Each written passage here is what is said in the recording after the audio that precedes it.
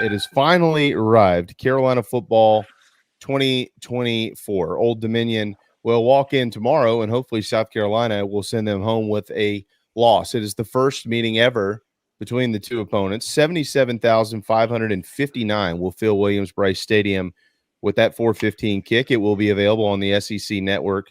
Dave Neal, Aaron Murray, and Ashley Shahamadi will be on the sidelines there. Todd Ellis, Tommy Suggs, and Chet Tucker, of course, will have it on the Gamecock Sports Network, Sirius Satellite XM, Channel 106, and Channel 190. It's year 4 for Shane Beamer, looking to get back to a bowl, and this is going to be the first step in doing so. And we've got a lot of news, notes, and nuggets to pass along this hour, John, but sure are glad to have you. I know Mike will be in just a second here.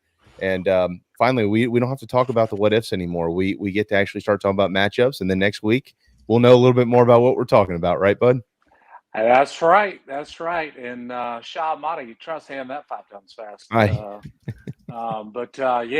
Looking forward to it. Hoping it's a great weekend. A little Hootie and the Blowfish tonight, football tomorrow, Lake Murray Sunday, and come Monday I'll feel like hell and get some rest.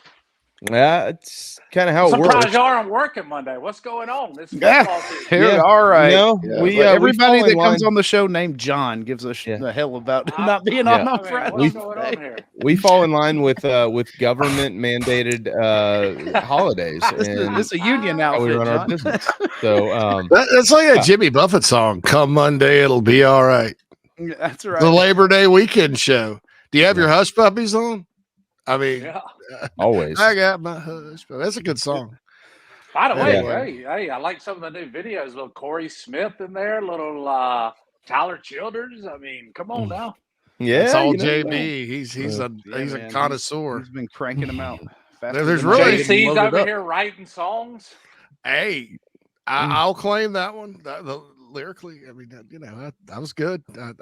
I've a lot of people, it's corny, but I like it, because I always write so seriously when I'm writing about stuff. I sound like a jerk half the time, and that's not really me. So it's good to write something fun for a change, right? That's right. It's the JB. There's probably not a month that goes by, and sometimes during a week that goes by that I don't get a song from him.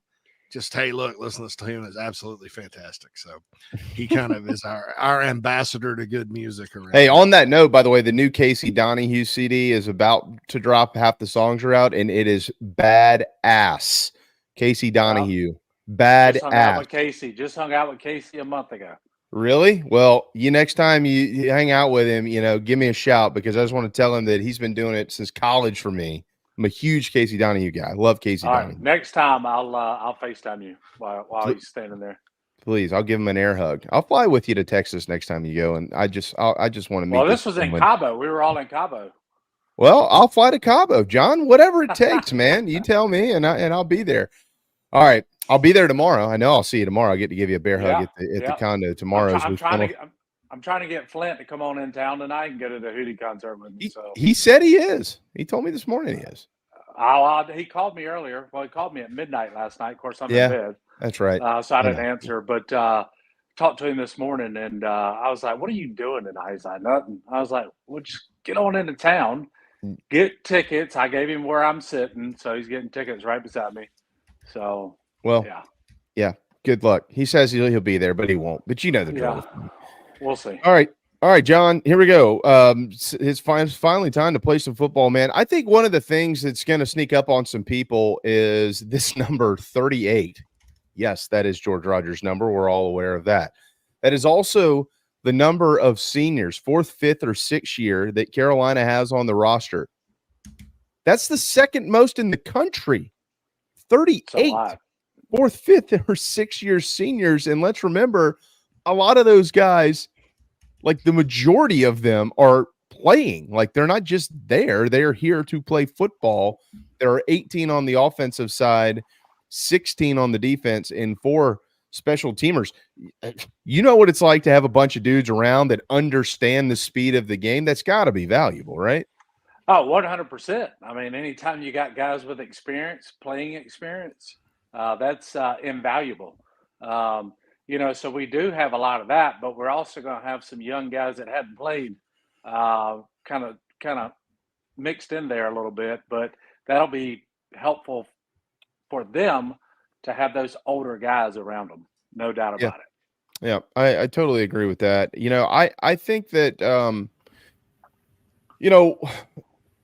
there's been so much. Oh, glad of you to join us. There's been so much difficulties, man. I don't want to hear it, Mike. There's been so much discussion about. I'm just kidding with you, Mike. I'll see you tomorrow and drink all of your liquor. There's been so much discussion about all of the competition. We've had these discussions. Other people are having these discussions, obviously. And tomorrow we're going to see a bunch of guys play. And at all the positions, really. I mean, I even though we know who the starting offensive line is, I'm pretty sure you're probably going to see at least another couple of guys get in there tomorrow and play. I actually won't be shocked to see another quarterback go in from time to time and spell Lenore Sellers. But, with all of that said, we mentioned earlier, like rotations, like Mike Furry now in charge of the rotations for wide receivers, Markel Blackwell. That was a deficiency with Montario Hardesty. You could really argue that he struggled at getting the right guy in the game at the right time from time to time. So we'll be anxious to see what those rotations look like. But like Michael, you and I were talking about this on the phone this morning. How do you get all these guys in the game? And when you do, how do you give them a fair enough chance to prove what they've been working towards, which is playing time? I mean, when you think about it, you got a lot of guys that are kind of on that same level right now as far as, at the receiver position. And it's, you got it at the tight end position as well. And there's only so many snaps to go around. And, there's a lot of guys at a lot of schools that are good, that can really play, but just there's not enough snaps for those guys to get. And you see what happened with the kid from Florida State that just really didn't do a whole lot. Was good, but he was behind some really good receivers, decided to transfer and comes here, and you kind of see what has transpired over the last, month in fall camp. And it's, it's tough to say, and it's all really a coach's call. And a lot of times it's a game time feel and how these guys are feeling in the game. If they're in a rhythm and in a groove, it's hard to rotate guys in and out, once those guys are, kind of in that groove. But, that's one thing that's going to be interesting to see is how we look to rotate these receivers and what kind of personnel groupings we utilize, whether we use, 21 personnel or 12 personnel or, go with 2 tight ends or 11 personnel. I mean, and, it depends, but it's all about rhythm and it's all about, the timing and getting these guys the ball in their hand. But it's going to be interesting to see how this receiver rotation kind of lines up in game one. Yeah, I mean, I agree. It's really about the hot hand. I mean, you can tell once the game starts, this first couple of drives, you can be like, all right, he's got it today. I mean, you go back to the Tennessee game 2022. Me and Brewer are sitting there in the stands. Spencer, we watched those that first drive that Spencer had versus Tennessee, and then started the second drive. Me and Brewer looked at each other. We were like, "Cat's on fire tonight. Can't miss." And me and Brewer were like, "We're going to win this game." And sure enough, Spencer lit them up. I mean, there's just some days that some guys, it's like any of us in what we do daily, work-wise or whatever, at home. Some days you got better days than others, and sometimes the hot hand. I mean, you kind of want to leave those guys out a little bit more. As far as the offense goes, guys, we talked to Harry Minium yesterday. He's with ODUsports.com, and I'd say if just based on what do y'all think, JC, Phil, based on what Harry was saying, reading between the lines a little bit, if there's concerns for ODU, it's certainly in the back half of their defense. He kind of flat out said, yeah, those guys they're all new and they lost a bunch there. And so we'll have to see. You'd like to think that up front on both lines of scrimmage, Carolina is better than Old Dominion, but it's got to be, John, I'll start with you here. It's got to be, if you feel like you can throw the football down the field on them, and we know Lenore Sellers can throw the football down the field, I'll be really curious to see what the game plan looks like, because ultimately, like, this team is going to be built around the run. It needs to be. We all know that. Like, it needs to be built around Rocket Sanders long term. But also, like, if you're going to attack them, what does that look like, especially early in the game? Are you trying to get into that groove, or you're like, hey, man, let's take some shots and see what happens? Honestly, you're right. This offense is built to run with the quarterback we have and the running backs we have and the backup quarterback we have. This offense is really built to put some yards on the ground. And I think yesterday y'all did a over or under on rushing yards. What was it, like 135? And I think Mike took the under. I'm like, what's he smoking? But anyways, he was drinking with Billy Cotton from our chat box. They're must have been. All mates. But I mean, I think we're going to try and pound the rock early, and then we're going to take some shots. And I think we will take a shot early if that run game's having some success, in those first two drives. I think you'll see us pop one deep. Could be something similar to what I saw Jared Brown do, 65-yard post on a rope for a touchdown down the middle of the field. Hey, Sean Elliott was brought back for a reason. Yeah. We you got a young signal caller. Yeah, well, I was going to say, you got a young signal caller. Makes sense to establish both early. And if their secondary can be exploited, then hey, show everybody the arm. Yeah, I agree. I mean, I think you start out trying to pound the ball, maybe a few little short passes, little wide receiver screens out to the left and right, and get the juices flowing, and then open it up. Yeah, a lot of times when you got a young quarterback like Lenoris, you like to get him into a rhythm and into a groove very early in the game by throwing quick passes, quick stuff, just to get confidence up, get those completions, get the ball moving, move the chains, establish some drives. But it just feels different with him to an extent with the way he played last year, the success that he had last year, with the limited amount of snaps. But I still think, you still do some of that because the atmosphere is going to be lively. He's going to be amped up. Everybody's going to be amped up. And you got to kind of allow him to have that, but also kind of you got to calm it down a little bit to where you're not flying around too fast, making mistakes, missed assignments, drop balls, fumble. You get overthrows. You know what? Overthrows always worry me about a young, inexperienced quarterback, especially in first start. You're just so jacked up, and you think you're putting the right touch on it, but sometimes that adrenaline's pumping and just a little too much on it. So that's why I think you need to get him broke in. I'd think about running him early.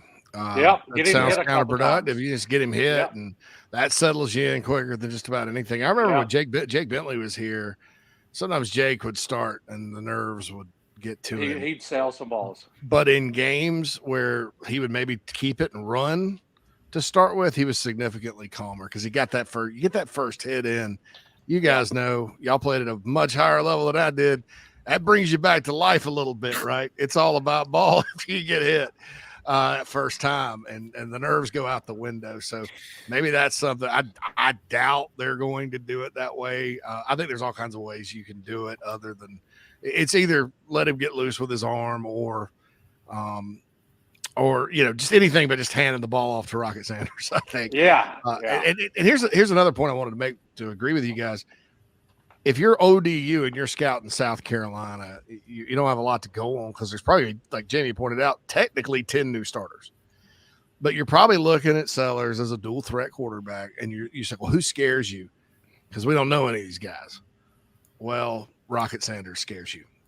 Probably Jared Brown scares them because I think they played Jared Brown at Coastal. They did. They did. So, you're kind of going, well, we kind of run a 3 safety defense anyway. Let's creep these guys up. And let's not let them run all over us because they're probably thinking you're going to run all over them. So if you're Dowell Loggins, you got to counter that with some deeper or intermediate throws, or like in the spring game when they attack the perimeter early. I hope we don't see that. This is not my favorite thing, but if it works, it works. You got to do something to kind of – opening games are always kind of a chess match and stuff, but I do think he's calm anyway. He's not a nervous. He's got this strange, weird calm demeanor, like just like very stoic. Yeah, Mike, so I think he'll be fine. Let me. By the way, the numbers on Jared Brown, I do have them versus ODU in his career in 2 games, 8 catches, 114 yards, and a touchdown.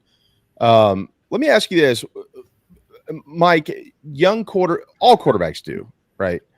But do young quarterbacks tend to, when they feel comfortable with one guy maybe over everybody else, do young quarterbacks tend to lean on that guy more than maybe a more experienced and an older guy would? You know, like if you feel like you're in a little bit of trouble out there, or you're in a little bit of a panic situation, the game speeds up on you, you instantly like, okay, where's my guy? Let me just try to get the ball. Is that more the case with young guys? I mean, yeah, I think so, because when you got your number one guy, that number one receiver tends to be a lot of times not your primary read, but to the play side. If depending on the play, that guy tends to be in that progression towards the top of that progression.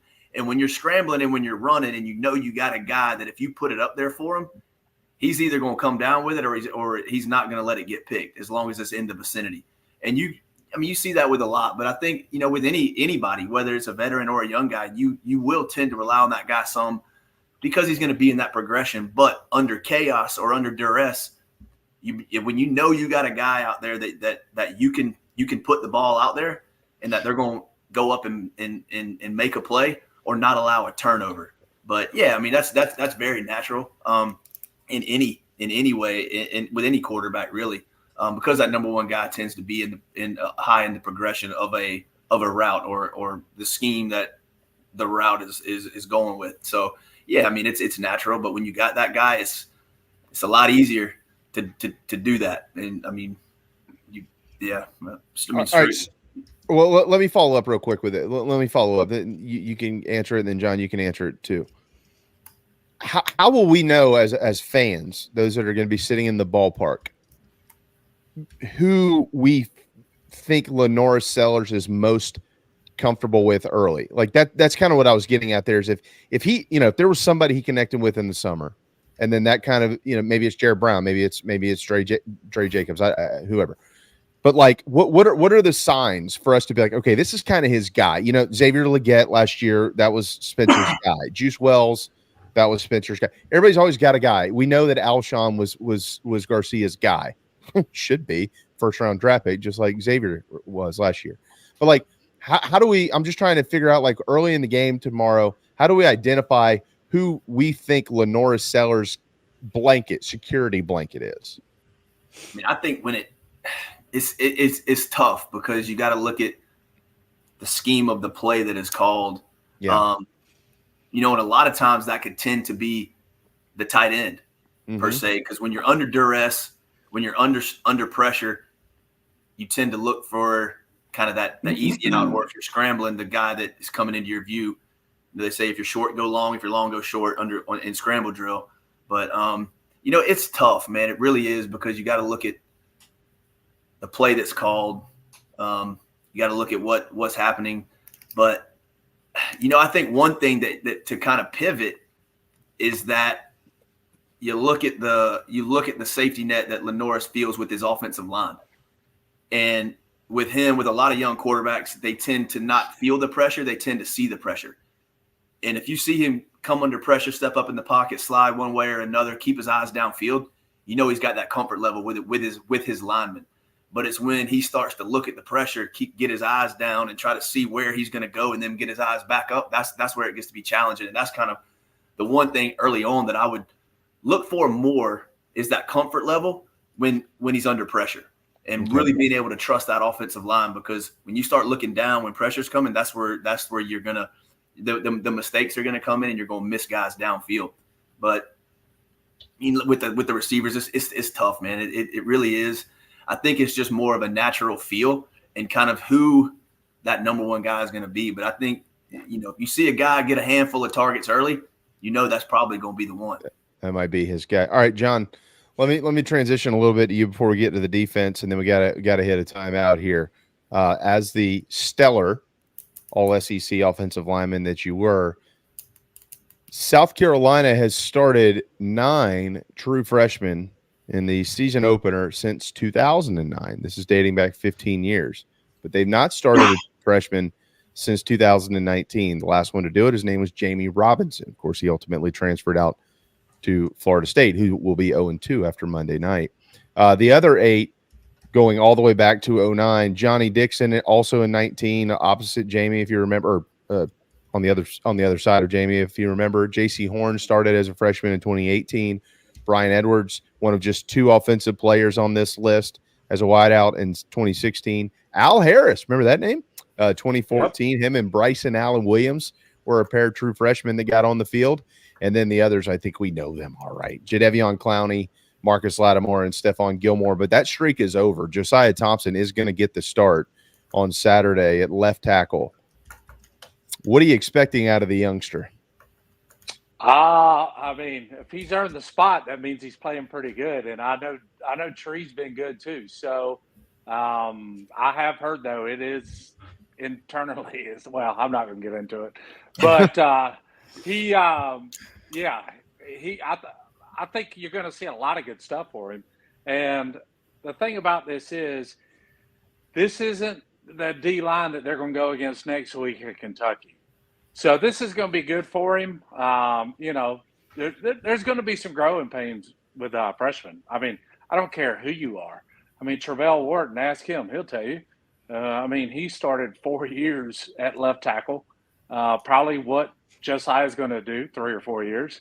And, there's going to be some oopses and, missed assignments and all that good stuff. But I think we're in for a treat. I mean, we hadn't had a big 6'7" looking tackle like he looks in a long time, and I'm excited to watch him play. And but as far as sellers, though, I know who that go-to wide receiver is. I'm just not going to put it out there.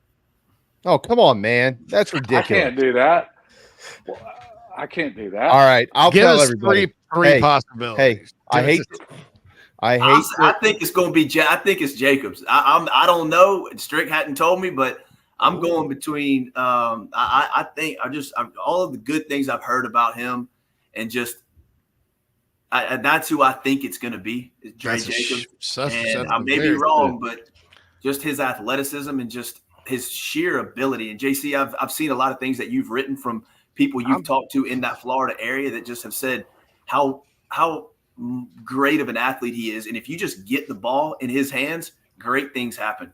And, I think he's a guy that Lenoris is really going to end up leaning on. And I may be wrong about that, but I think he's a guy, he's just such a natural and gifted athlete. He's so fluid with the, in the way he runs and with the ball in his hands. And that's a guy I think that's going to end up probably being that guy or being one of those top two guys that Lenoris leans on, really.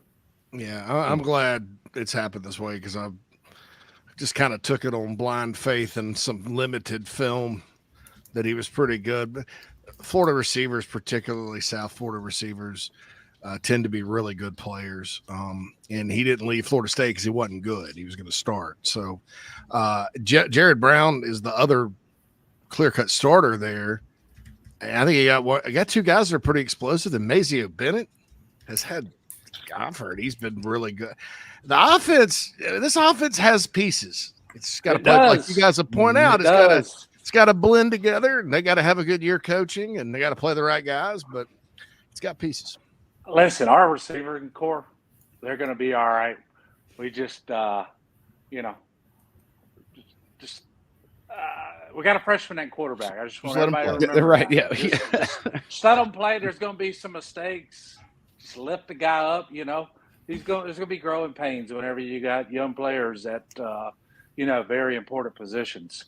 And you got 2 young players at 2 of the most important positions on the offensive side of the ball this year. So, we may have a few growing pains here and there, but, I think we're in for a fun season, and I think the future is very bright. All those things you were talking about, Dre Jacobs, all of his ability and his accolades and attributes, all the things that make him such an elite receiver. Mazio Bennett, Mike mentioned Mazio Bennett as just a young guy who just can, as a freshman, he's going to play and he's going to make an impact. Probably the best freshman wideout we've had since Stephen Flint, if I had to guess. So, the best wideout ever come out of the Flint family, at least in my honest opinion. Hey, Peen was a baller. He just happened to play for junior, so you can't hold that against him. But anyways, all right.